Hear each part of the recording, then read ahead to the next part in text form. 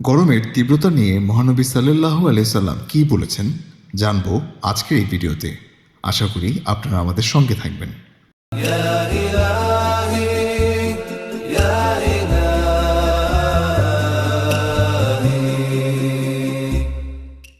আমরা জানি পৃথিবী সূর্যের চারদিকে নির্দিষ্ট কক্ষপথে ঘোরে। এই ঘোরার সময় পৃথিবী সূর্যের দিকে সামান্য হেলে থাকে। পৃথিবী আবার তার নিজ অক্ষেও ঘোরে, তাই বিভিন্ন সময় পৃথিবীর বিভিন্ন অংশ সূর্যের দিকে হেরে থাকে। এভাবে ঘুরতে ঘুরতে পৃথিবীর দক্ষিণ গোলার্ধ কখনো সূর্যের কাছে চলে যায়, আবার কখনো উত্তর গোলার্ধ। যখন যে অংশ সূর্যের দিকে হেলে থাকে তখন সে অংশ খাড়াভাবে বেশিক্ষণ ধরে সূর্যের আলো ও তাপ পায়, আর তখন সে অংশে বেশি গরম পড়ে। এ সময় থাকে গ্রীষ্মকাল।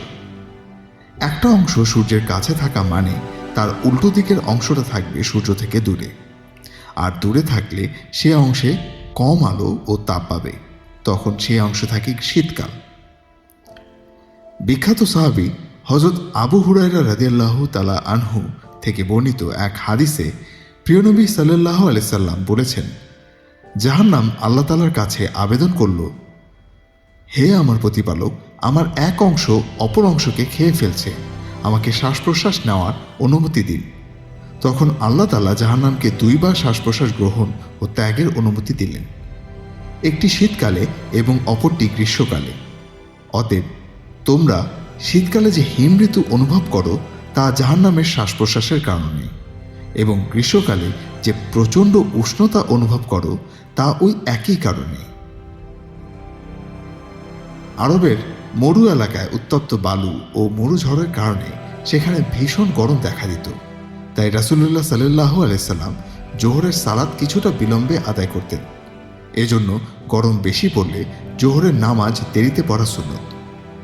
আবু যার রাদিয়াল্লাহু আনহু বলেন, এক সফরে আমরা আল্লাহর রাসূল সাল্লাল্লাহু আলাইহি সাল্লামের সঙ্গে ছিলাম। একসময় মুয়াজ্জিন জোহরের আজান দিতে চেয়েছিল, তখন নবী সাল্লাল্লাহু আলাইহি সাল্লাম বললেন, গরম কমতে দাও। কিছুক্ষণ পর আবার মুয়াজ্জিন আজান দিতে চাইলে নবী সাল্লাল্লাহু আলাইহি সাল্লাম পুনরায় বললেন, গরম কমতে দাও। এভাবে তিনি সালাতের আদায়ে এত বিলম্ব করলেন যে আমরা টিলাগুলোর ছায়া দেখতে পেলাম। অতঃপর নবী সাল্লাল্লাহু আলাইহি সাল্লাম বললেন, গরমের প্রচণ্ডতা জাহান্নামের উত্তাপ হতে আসে, কাজেই গরম প্রচণ্ড হলে উত্তাপ কমার পর সালাত আদায় করুন। বুখারী শরীফ, হাদিস নং 539। সুতরাং হাদিস দ্বারা বোঝা যায় গরমের তীব্রতা জাহান্নামের তীব্রতার কথা স্মরণ করিয়ে দেয়।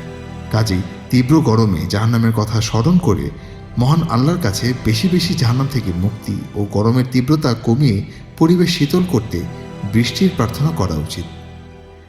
বৃষ্টি না হওয়ায় তাপপ্রবাহে দেশের মানুষের বিপদ আপদ ও দুঃখ কষ্ট হতে থাকলে প্রয়োজন পূরণের জন্য আল্লাহর দরবারে সালাত পড়ে পানি প্রার্থনা করে দোয়া করা সুন্নত। বৃষ্টির যিনি মালিক তার কাছেই তো বৃষ্টি প্রার্থনা করতে বলে ইসলাম। বৃষ্টি তো তারই রহমত ও মহান কুদরতের প্রকাশ।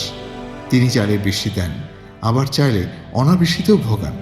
তাই অনাবৃষ্টির এমন সংকটাপূর্ণ পরিস্থিতিতে বৃষ্টিদাতার দিকে ফিরে আসা প্রকৃত জ্ঞানীর কাজ।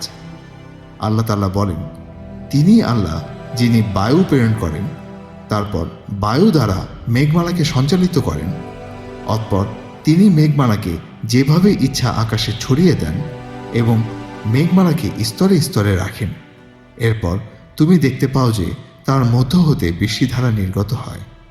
তিনি তার বান্দাদের মধ্যে যাদের ইচ্ছা তাদের কাছে বৃষ্টি পৌঁছে দেন, তখন তারা আনন্দিত হয়। সূরা রোম, আয়াত নং 38।